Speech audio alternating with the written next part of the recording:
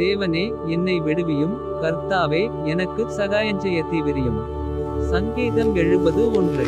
என் பிராணனை வாங்க தேடுகிறவர்கள் வெட்கி நாணுவார்களாக. எனக்கு தீங்கு வரும்படி விரும்புகிறவர்கள் பின்னிட்டு திரும்பி இலட்சியடைவார்களாக. சங்கீதம் 70:2. ஆ ஆ ஆ ஆ என்பவர்கள் தாங்கள் அடையும் வெட்கத்தினால் பின்னிட்டு போவார்களாக.